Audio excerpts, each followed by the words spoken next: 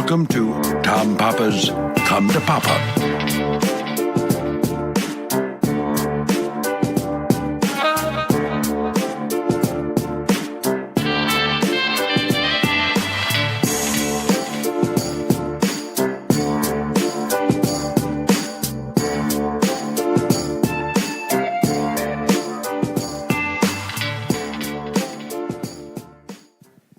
Hey, everybody. Welcome to another edition of Come to Papa, your favorite podcast among all the other podcasts.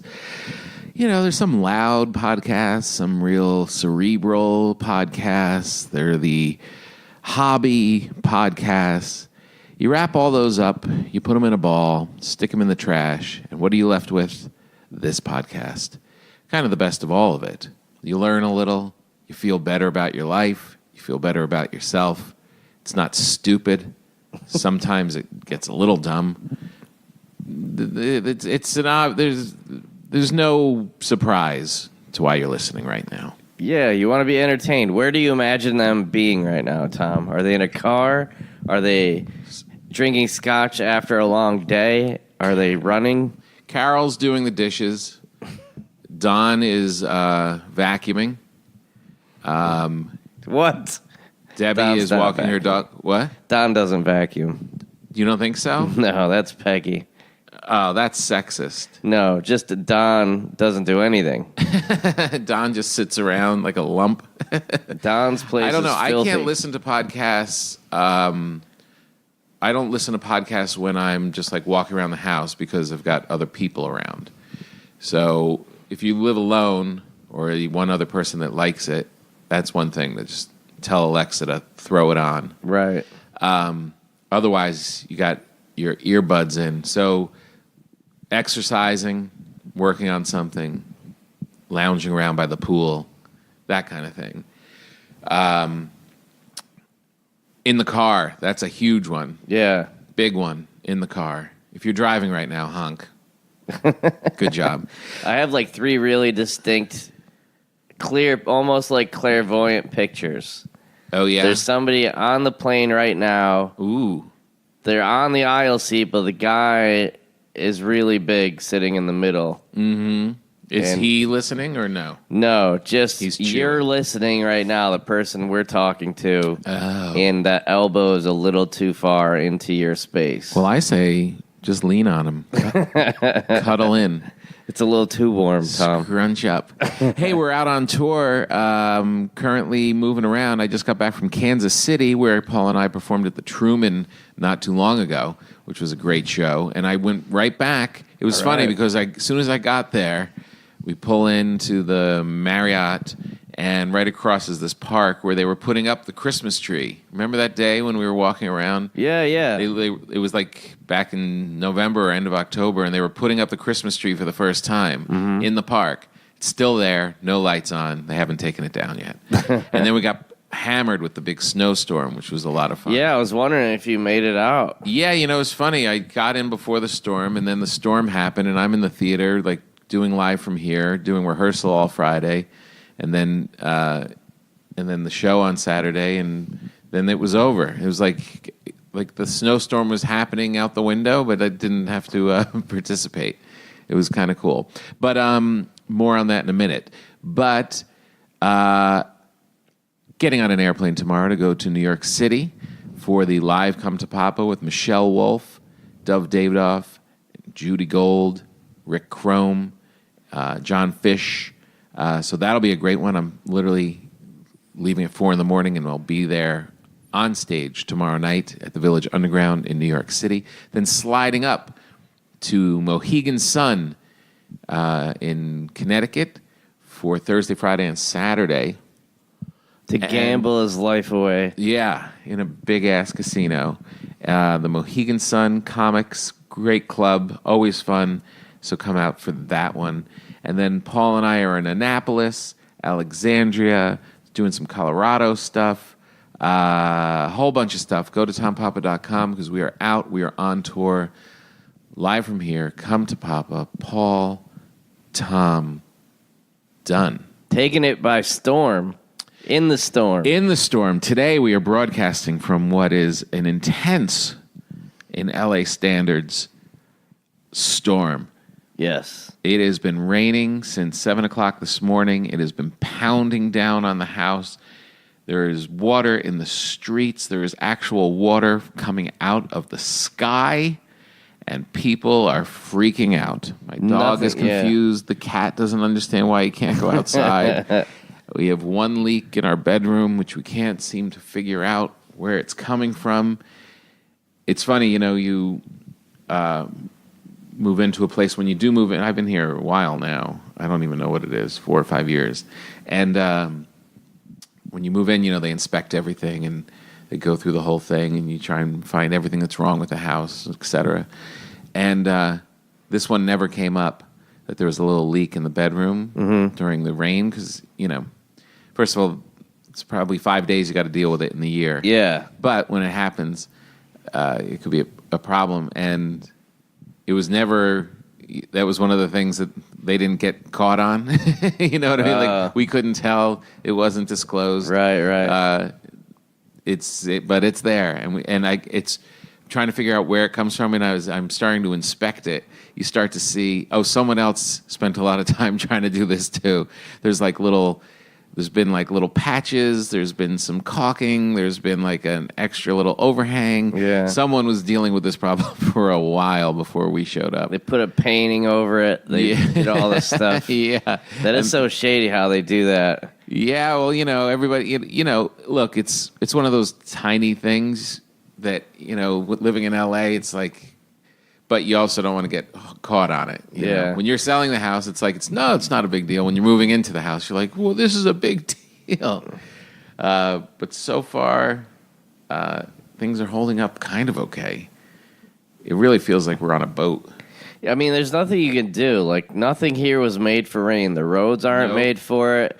The drainage, the houses are mostly flat or have just shingles on them. So it's like... Yeah. The 4 or 5 days that weather is a factor, you just have to deal with it. Yeah, I know. But, this is going to be, once you get over into like the 3-4 days of it, then like everybody that was on fire is now going to be sliding off the hill. Remember last year when up by Montecito where Ellen DeGeneres and Oprah live? Mm-hmm. They had a huge fire, then the rains, and the whole mountain just slid down onto 101. Yeah, there were giant I remember boulders. The road closed. Yeah, it was closed, just mud. A couple of people survived the fires, came home, and then got killed when the mud went through the house. So crazy. Yeah. This is our version of winter. I'll be in New York tomorrow. It's going to be 2 degrees. Everyone's dealing with the icy, icy cold. I was in Kansas City, as I said, during their first snowstorm of the year. Looked beautiful. But they had the big game. They had to play the game, Kansas City versus Indianapolis Colts. All right. And we were in a hotel it was one of those massive hotels where like anybody that's doing anything of any size stays there. We stayed in that really cool place. Yeah. Remember when we went? It was like an older hotel. Oh, yeah. That's what I remember everything about the hotels. I remember the annoying people in the bar that the waitress had to deal with. Yeah. And then the waitress that told us way too much about her life. Yeah, but that bartender, she was cool. Like she was... Right? We sat at the bar and ate after the show. And it was a bar that was like... It used to be a jazz club. It was called like the Elbow Room or the that was it. Or, Elbow Room, I think, something like that. And it was like this legendary... Kansas City is known... It was a real hub of jazz. It was called the Paris of the Plains, which I thought, well, that must be an architectural thing. No, it's because people acted like maniacs. Oh, yeah? Yeah, they were playing jazz and smoking weed and going crazy and having sex, and they called it the Paris of the Plains. It was a little hotbed of jazzy action. Yeah. And that hotel had this great jazz club, which is no longer there. Now it's just a bar. But a lot of character, very cool. I stayed in the Marriott, which is this massive hotel. It's literally on 2 sides of the street. It's so big. Wow. Filled with child actors, teen actors. There was a thespian contest in Missouri. So bad child actors. Yeah, the ones who are knee deep in that stuff, and they're just singing in the elevators, just kids going through puberty, insecurity, nerves, just running up and down the hallways, in and out of the doors 1,000 times. Oh, God. And then descending on the hotel, all of the Kansas City fans and Indianapolis Colts fans. Right. So it was this weird mix of people at that hotel. It was so bizarre. I got in the elevator with a bunch of Colts fans after the game, and these poor 6 people in their jerseys came all the way down from Indy, watched the game, sat in the snow. It just snowed the whole time. Oh, man. And they lost. And they're just sitting in there all mopey. They're like, we're used to playing indoors and sitting indoors watching football. Yeah. I'm like, yeah, so did your team, apparently.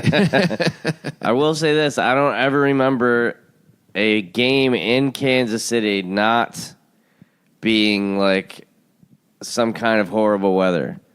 Like every famous, I remember there was a crazy flood there. There was lightning that they had to stop. Like the only time I've ever seen they stopped an NFL game for a thunder and lightning storm. Really? Yeah, like hit the goalpost or something. It was and then I remember this crazy flood too. So yeah, Kansas City always has weather. It's one of those cities, it feels like it's going to be growing over the next 5 to 10 years. Yeah. It feels like there's enough of a base there, and you can tell it's cool things are coming in. It was that way a long time ago. It just feels like there's a little bit of a revival going on, it's going to kind of pop. And we were at the Kaufman Center, which is this amazing art center, beautiful opera house and orchestra place, and just gorgeous.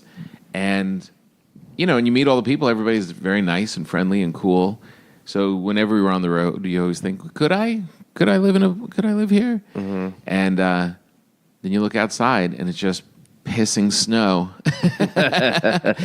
And you're like, no, I don't think I could. I think that might be the one reason. But it's not only that. It's summer is a month. You have snow, but then you also have tornadoes and all that horrible Midwest weather. Yeah, there's all that kind of stuff. And that's keeps the bad people away, as they say. And but a cool place to visit, a cool place to do shows. I think we'll be going back there more often for sure. Yeah, I mean that's the thing is I don't know how it affects things now, but any place that's within 4 or 5 hours of somewhere cool. Yeah. Something just pops up, because it was like that place we went to in New Hampshire. It was it's 3 hours from Boston. Right. It's 3 hours from Montreal. We got to have a place for people to stop. Or something. Yeah, we can do something in this spot. So that was very cool. It was a lot of fun, and it was cool to kind of be around the football playoffs without actually being in the scrum and caring. Oh, yeah, I remember where we went to. Do you remember the other place we went to? We walked around. When we ate? No, well, when we were just there. We went to that huge library. Yeah, it was a giant library. That used to be a bank. Yeah, and they made it into a library. And we hung out there for a little bit. So you could see the vault and all that kind of stuff. Yeah. I love how in every city there were these majestic giant banks that used to have money in them.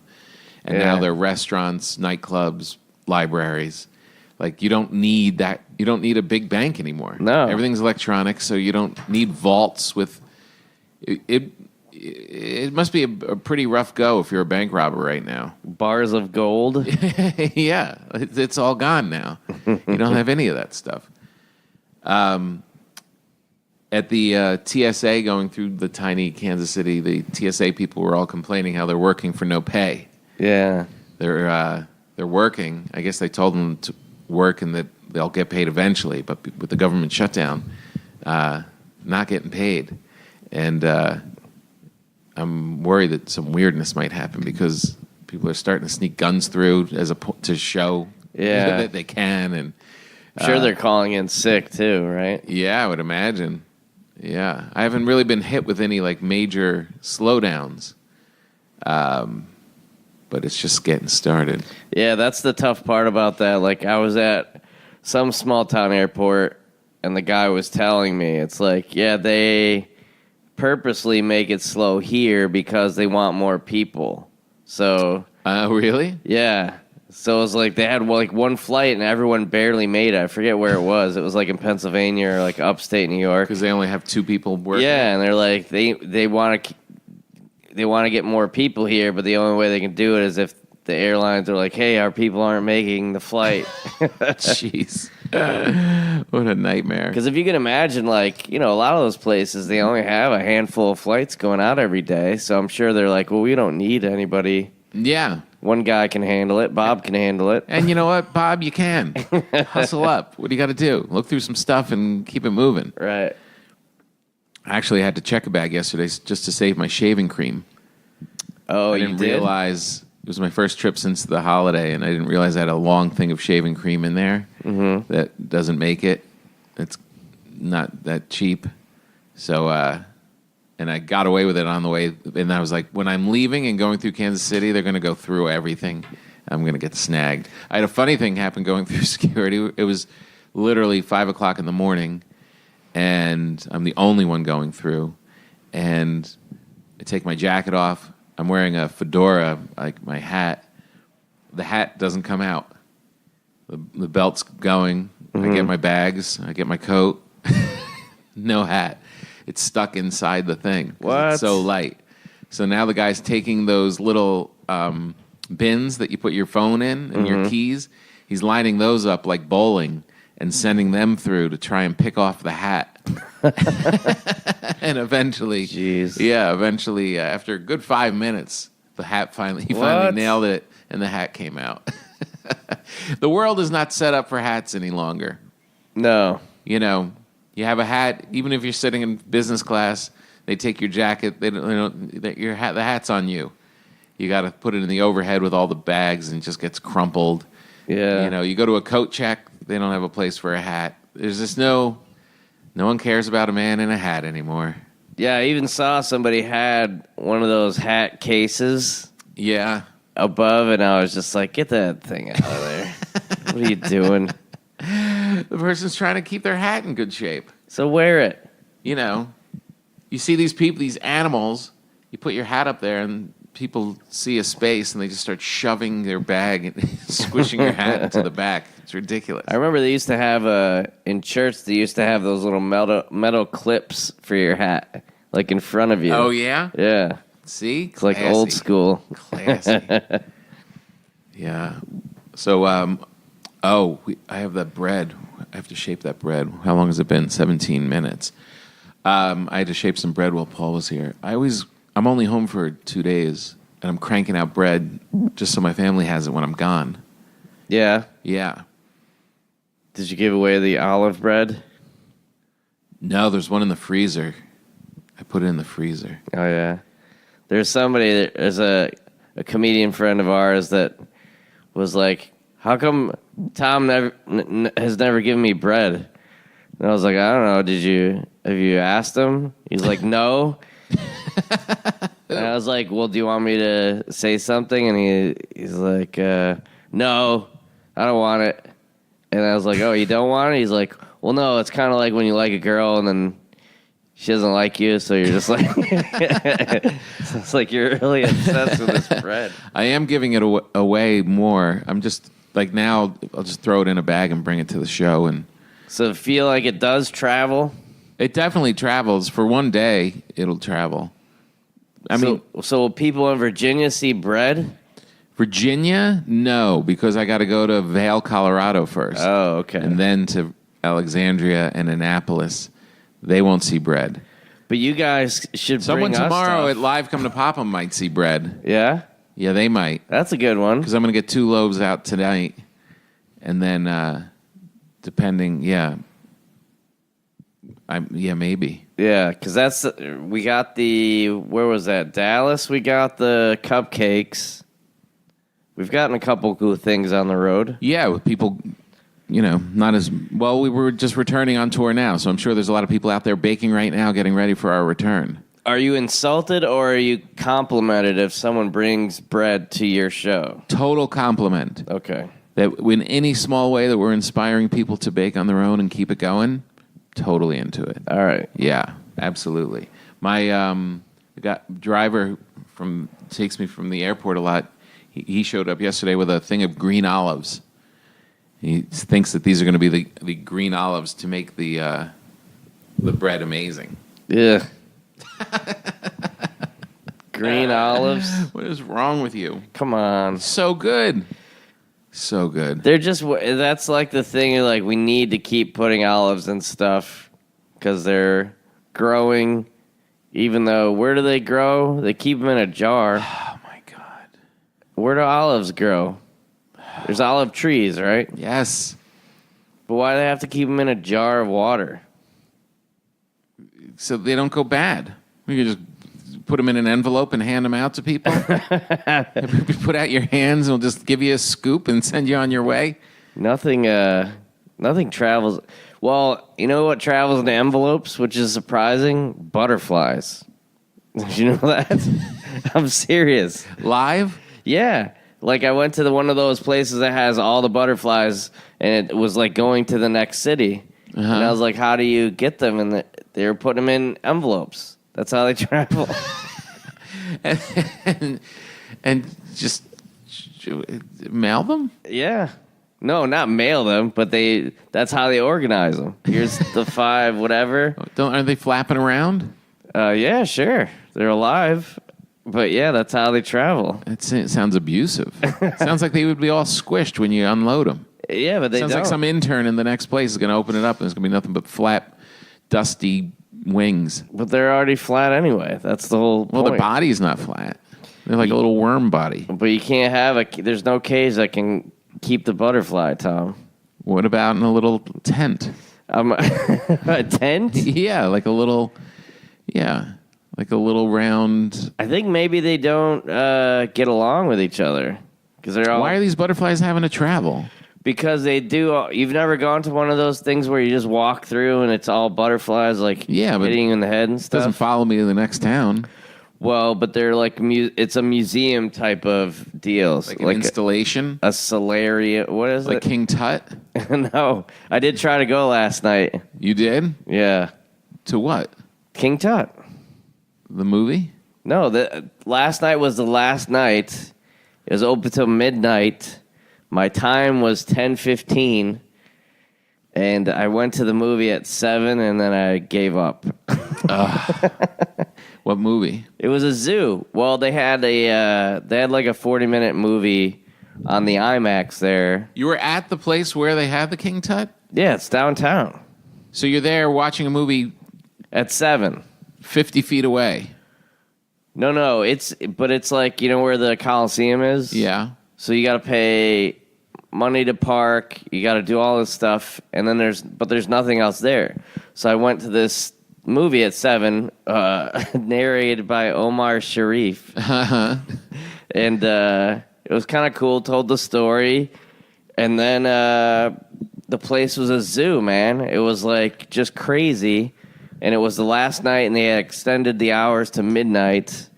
And the soonest time was 10:15. I was like, there's no way that I can get earlier. And every time, there's people 2 hours from then that were already lined up. And I was like, I'm not doing this. This is not going to be fun. No, that is not fun. That's a good move. What, just to see King Tut's crap? Yeah, there's like 4 rooms of stuff. Yeah, boy. But you know where else you can see it? Online. On your computer. I'm sure we could see everything that's in that stupid exhibit. It's pretty interesting, though. You don't find it interesting? I do, but I wouldn't stand through that crowd either. I just find it interesting that they built it. You know, they built all those pyramids, right? Yeah. And then, you know, they're like, this is where the king's buried with all his riches. And then they were like amazed that people just started like looting them. Yeah. So then they built all the ones underground in secret, and they found all of those except for the King Tut one.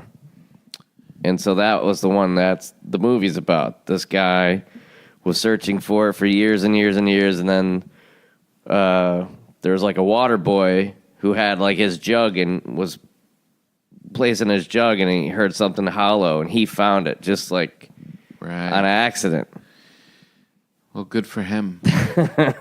No, I mean, it is impressive, and it's all beautiful stuff. And the Boy King, and, you know, there was, at the Getty, there was some Egyptian stuff, not King Tut stuff, but other Egyptian stuff that they found. And it was very cool just to see the writing on the paper, and there was a mummy. Seeing the mummy is kind of the big thing, because it does feel like there must be a ghost floating around. You can see why people made movies that a ghost comes out of that and then attacks everybody. Well, that's the big thing, was the curse. Like, the guy who did find it, he died like 6 months later from some kind of like weird mosquito or something. Oh, really? And then the big one was the canary that they used to like find a couple of things. Yeah. While it was like in England, it got eaten by a cobra somehow. And nobody knows how a cobra got to England or got in it, but that's what happened to the canary. So they're like, we're definitely cursed. That's pretty great. I like how they tried to nail Steve Martin like last year for being racist because of his King Tut stuff that he did in 1981. Dancing around like King Tut. And now like the New World is like, no, that's racist. You're making fun of Egyptians. Yeah. It's like, oh, God. Remember when people could just laugh and enjoy their lives? Well, that was the thing that was, you know, it was making fun of them, turning it into a spectacle. Yeah. You know what I mean? Like, it's a museum. Yeah. But everyone's turning it into like, oh, we got to get tickets to like Hamilton or something. Right, exactly. We got to go see the Boy King. Oh, my God. But yeah, so I bailed on it. I don't know. Oh, my God. I just got horrible news. Uh-oh. Oh, no. This is a Come to Papa related thing. My friend has just told me that William Stevenson passed away this weekend.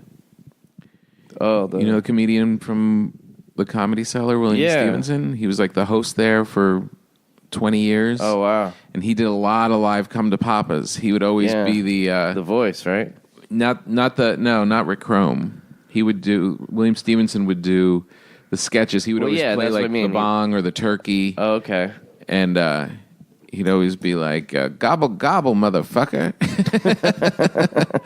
Oh, my God, that's terrible news. Was he sick? He is I don't know. Nobody really knows. He lost his phone. No one heard from him on Saturday. No one knows. His sister called the club yesterday. Oh, that's terrible, terrible news. Looking for him, or they know that he's such a sweet guy. His birthday was on our wedding anniversary, so we had that kind of. We would talk to him every year when, on our anniversary, we would wish him well. And he was kind of, he was kind of chubby and stuff, but I don't think he didn't look like he was gonna die, for crying out loud. Oh man! Wow, that's so sad. He was like a fixture there, right? Fixture for sure. I would always joke that he was so like mellow, and he was always high. I would always tell the audience, enjoy him now, because in another hour he's going to be pretty much asleep and phoning it in, because the guy's always smoking weed when he's doing it. Oh, what a terrible thing! Wow, it doesn't even register yet. Wow, that's so sad. Well, yeah, that's the one God thing. God bless William Stevenson. Yeah. That's the weird thing with comics. It's like guys that you're used to seeing like twice a year. Yeah. It's like it doesn't click until you don't see them for a long time. But you'd see him whenever, every single month when we go to New York, and anytime you're there, he was there. Right. And I hadn't used him in Come to Papa for a while. I hope that didn't have anything to do with it. I think you're in the clear, I think. Wow. Well, this is a good segue, though. How was your colonoscopy? Oh, well, it was good. Everything is clear. Everything's You have a clear poop chute? everything's good. Do they get funny at the end and say something like, do they have any, every job has their own jokes? Yeah. No, not quite. They don't say like, you're all clean in the pooper. No, I think they know that you're not going to be too coherent. Or are you out of it? Yeah, well, when they tell you what they're, because I have. So you get there and you take all your clothes off and they give you a robe. Well, I mean, the whole big thing is like this was like I got it years early, just like precautionary, right? A few precautionary things. They just wanted to like. Your doctor's like, you should get this checked early. Yeah, it's like a specialist thing, and so I was like, okay. So then, yeah, you have to drink this like. When they tell you got to go in early because it's like, we want to make sure. From that point on, how many times are you convinced that you have something wrong with you?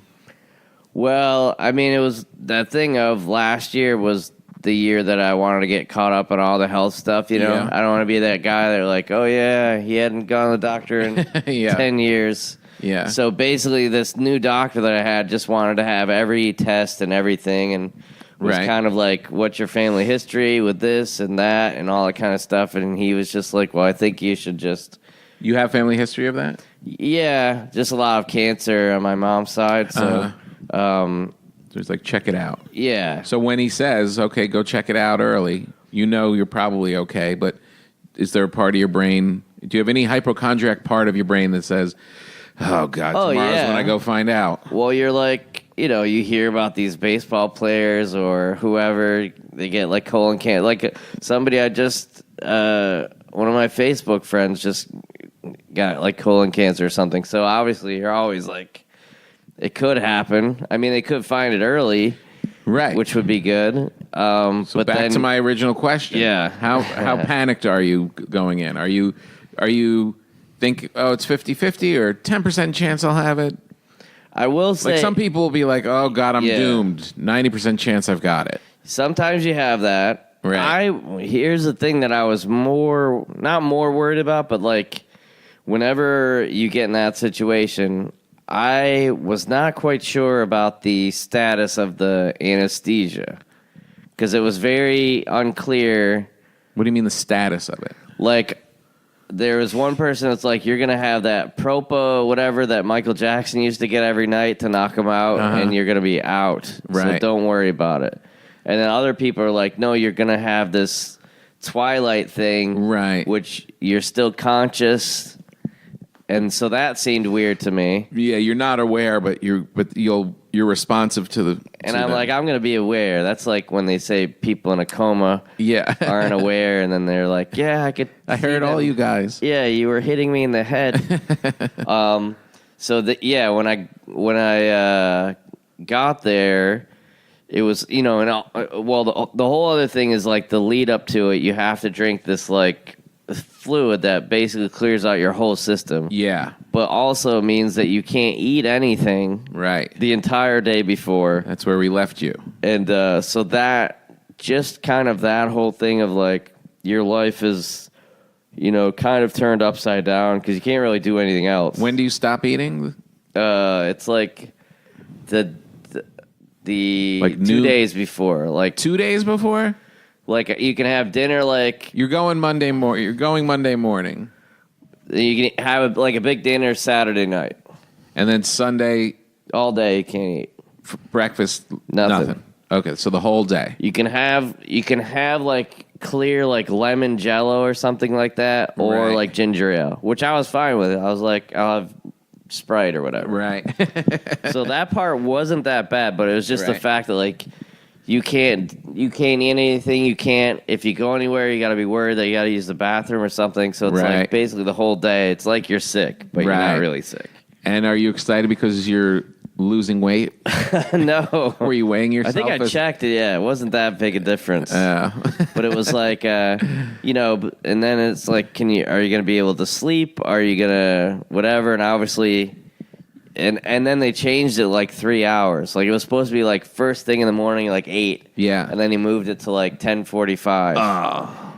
which, obviously somebody had like a serious thing that they had to get. Yeah, but you want to knock. Who cares about that guy? You Right. want to knock it out. You want to be done with it. So yeah, I get over there, and then you have to have like somebody that take you home. Yeah. So you have to like kind of line that up too, right? Because you're going to kind of be out of it. So the two things I'm worried about is A, am I really going to be knocked out? And B, am I going to say any crazy stuff at the end? Am I just going to be out of it for like a couple hours? Yeah. So have you been knocked out like that? Never. Never? No. Have you gotten any surgeries? No. Really? Are you sure? Yes. Oh, I had my tonsils out when I was like 7. That's the only thing I've ever had done. Yeah, no. So that was pretty rare. But yeah, if you've never had anything done, that's kind of crazy. No stitches? No. You never got stitches? Nope. I was born with a scar on my face. But they didn't stitch it. They dragged me out with forceps. So my head was so big. Oh, wow. And they slipped. And the metal forceps sliced my little baby face. That was my entrance onto the planet. I made my appearance with a cut face. You're definitely Italian. Yeah, and but no stitches. And no, I never had stitches.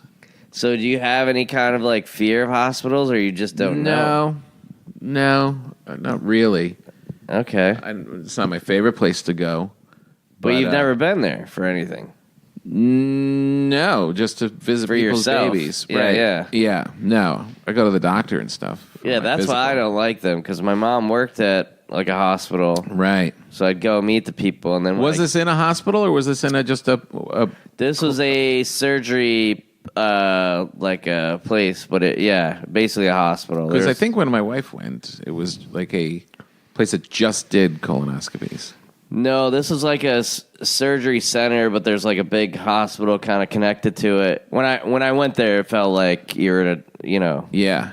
Because there was like another, they had like the curtain next door, and that guy was doing something else. I have to say, a lot of times when you talk to people, and I just talked to a couple people recently about this, I'm sensing that you did not enjoy this. I'm not that you would, but my other buddy was like, I'm sensing a little more dread in your story than you didn't. You were. Well, the fact that it worked out well that's key good. to it. But it does kind of like turn. I'm a person who really likes doing what I want to do. Yeah. So the fact that I can't eat and I can't do what I normally want to do. Yeah. That I don't like. What about you walk in, you take your clothes off, and you lay on a thing, and they knock you out? So basically, well, here was the interesting thing. So the nurses were that's the whole thing. Whenever you hear about people that are seriously ill, yeah, how great the nurses are. Like my mom is a retired nurse, and every nurse that I dealt with was awesome. The first one was like really cool, right? Kind of laid everything out, and then they did one IV, and I was like, so that's the question that I had is like, so am I going under now, or what is it really? Yeah. And she's like, well, we just put this in, and this is Arnold Palmer or something like that. I was like, what? And they're like, or Shirley Temple. I was like, what are you talking about? It was like one of their jokes, Yeah. And I guess it's like the hydration thing, the stuff that people in Vegas, when they're hungover, they pay to get hydrated for IV. So that's what I got, just because I couldn't eat or drink anything. They want to make sure I was hydrated. Right. So they did that first, but using that IV, that's what they put you under with. So they told me it was So the next nurse comes, and she's even more laid back. Right. And she's the person that's doing the anesthesia. Mm-hmm. So they roll you in there, and I did meet my doctor, who was cool. Like, his energy is always important. Yeah. And he was, like, cool. He's like, hey, how you doing? Right. So I was like, okay, is he excited about doing this? He's not, like, rushing for golf or whatever. And, yeah, I mean, it was kind of crazy. Like, they had this big high-definition TV, and that's where your insides are going to be, like, playing for you. Oh, wow. So it was kind of weird that, like, so she was like, I kind of look at you and tell the doctor how you're feeling. So it was still the thing of you're going to be asleep, but kind of I was like, I want to make sure I'm definitely asleep for this. Yeah, but that kind is that you're knocked out. You are knocked out. You're not going to feel anything, but you are responsive to them. Like they could say roll over and you'll do it. Right. That's weird. freaky, right? That is freaky, yeah. I'm not comfortable with that. Yeah, it's a strange one. So she told me it was it's fentanyl and a mixture of fentanyl and Valium. Jeez. Which is basically what killed Prince, Tom Petty, like 10 people in the last year. Oh, Jesus. So I was like, oh, shoot, Yeah. And so basically, like you can kind of see when they kind of start, and you could see, yeah. And I was kind of like, I shouldn't be able to see this, or do they know? And then it was this weird thing of like. It was almost like a meditation. Like I was staring at something and I was awake, but I don't really remember it. It was like this weird kind of memory thing. Yeah, it was very strange. But it was exactly what they said. Like before I even knew it, it was like over and nothing was sore. Like nothing, even my IV thing. So even being kind of alert, it was like being knocked out and woken up, like time-wise. Yeah, but you didn't even feel like you got knocked out. Right. That was the weird thing. Because even, like, I'm trying to think, like, it's kind of like a little bit of a time travel thing. Because I remember everything, but then it's like, oh, yeah, I went to the bathroom and changed, and then I did this. And, my buddy Gary picked me up. Right. And we kind of had like a normal conversation. And then I asked him later on, I was like, was I really like loopy? He's like, no, I didn't notice anything. Oh, wow. So I guess it wasn't as weird as I thought. And then, I just went home and slept. That's the big thing when I have something like that is like you get nervous and you don't really sleep well. Your day's shot. Yeah. Yeah. It was like a couple days. That's the thing. Right. No eating. And then the next day. It's like your schedule, like your whole week was based around this. That's what I didn't like. What was your first meal? Did you go off? You didn't go crazy. You're not really supposed to like the whole, that's the thing, the whole next day, your body's still kind of like recovering. Right. And so you're also thinking, I've got a clean slate here. Yeah. So I don't want to start with elk meat or whatever or something. Elk would be okay. What if I just started vegan the whole time? I forgot the bread. Oh, shoot. I think we got to move the podcast. Okay. I started that bread, and if I don't do it, if we don't shape it now, it's going to be troubles. Where's my stand? I'm holding it. All right, grab your cords. Okay. So the final part of this, we're going to be on the move. Can I get it? I got it. Well, that's good that everything turned out all right. Yeah, it was a very strange experience, but one that... Will you have to go back in 4 years? No, I think it's like 10 or 15. 10 or 15? Oh, that's great. Because you have to do it for the first time, right? Look at Cynthia just sawing through the bread. Look how hard it is. I know. So she knows how to cut it now. But are you making your own too? You guys still are going? Yeah, but we have to. I've got to shape this bread. You forgot to shape it. Oh, look, I can make a sandwich out of this bread. Ooh, that's good. Well, it's got holes because it's so well hydrated. That's where you put the olive. This reminds me of my dad. My dad always makes tuna fish sandwiches for lunch. He does? Yeah. Tuna's good stuff. All right, so I've got my baskets. You guys are like running a restaurant. You got tuna fish. He's cutting bread. He's making bread. Yeah. I have to say, that's the hardest part about... it's such an indicator now. It's not the hardest part, but it's the indicator of when I'm on the road. Is that I know I'm not, like when I'm in everything's about the food. It's about making the bread. It's about going and shopping and getting the supplies for the week. Like I can, if I know I'm able to bake bread and also have a bunch of stuff that I can put on it, like from the store, then I know I'm home for a while. So what are you going to do now exactly? Now I'm going to, the bread has risen, and then I shaped it for the first time, the pre-shape. And now I've got to flip it over, shape it into loaves, and put them in these proofing baskets. But that's risen right there. That looks kind of flat. Well, I it guess a flattened little out bit. because it relaxed. I beat it up, and it started as like a big ball, and now it's down. So then you're just putting flour on it, and then stuffing it in that bowl, and then it rises more. No, I've got to shape it. This is the final shaping of the bread.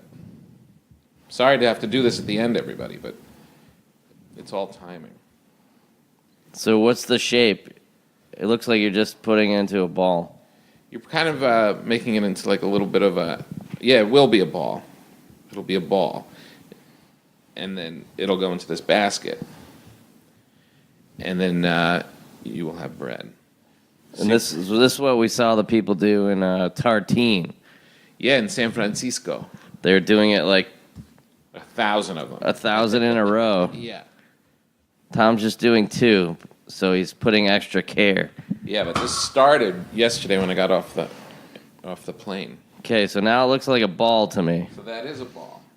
All right. It's going to be a little bigger. Okay, and then what's the next step after this? Then I'll take this and it'll go in the... sorry, it's hard to talk on the mic at the same time. This will go in the refrigerator, and it will proof, which means it'll... it's basically the structure that enables it, that gives bread structure. The gluten framework will... it all comes together. It proofs, the outside gets nice and firm, and then it'll throw them in the oven. A lot of times, most of the time, I'll do this. Right now, it's 12:30, 1:30. Yeah, this normally I would bake it in the morning. I would put it in the fridge, leave it overnight, and then do it. I'm going to be rushing it a little bit because I have to make it tonight because I'm traveling so early. But this looks really good. Like this, how long did it take you to learn how to do that? To make this shape, to do this? It took a little while. It takes a little bit because in the beginning, it's like a mess. Like you're doing it and it's sticking in your hands. You don't know how to handle it. It becomes, I've got it pretty dialed in. Because that looks like that part of the cooking show where like people did all the ingredients and then all of a sudden it looks perfect and you're like, hey, wait, how did it get from? It's just a slop of yeast and now it's perfectly rounded and looks like it's ready to be baked. Yeah. No, it's got to sit. It has to sit and proof a little bit more. And usually it could go overnight. And that also allows all of the flavors to come in and become richer. If I were to just put this in now, it would come out flat. And it wouldn't have a lot of flavor. The longer it can proof, the better off you are.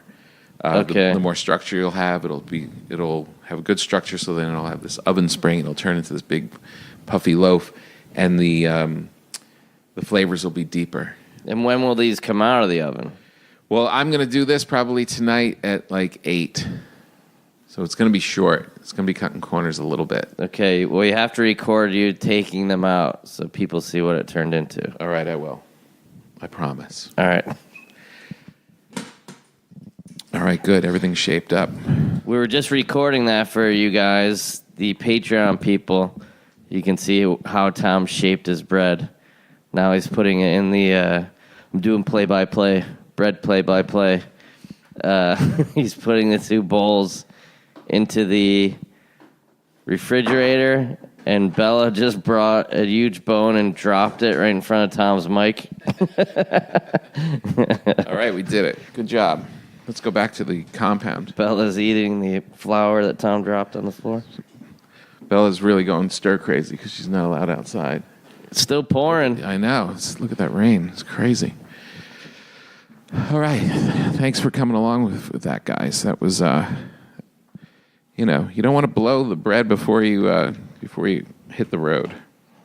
And then the real trick is if I could get one person in my family to feed it before I got here, I could come in and make bread immediately, but nobody wants to help. Have you missed a week in a long time?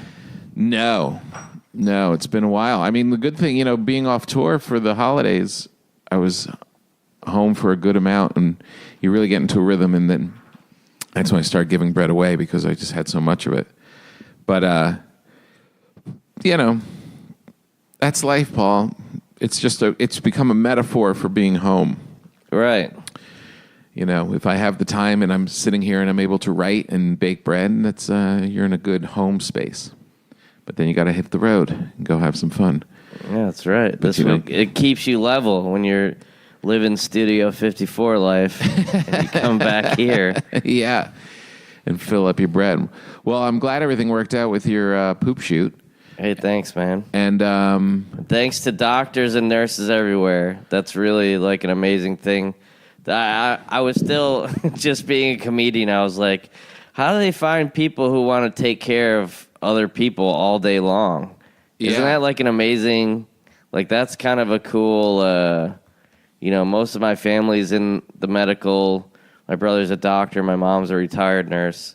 So that's like a special calling. I feel like that's. Oh my God, those people are unique, and it's not something that they can learn. Like you can learn how to be a good whatever, but you are kind of built for it. Yeah, and the people who want to do it and that are good at it, that's a special thing. So be nice to nurses and doctors everywhere. Right. We do our thing. That's why I was like, I don't do this. I'm glad that you guys do this. And they were equally as happy that I was telling jokes to people in Iraq and all over the place too. So I think that's what makes the world go around. Yeah.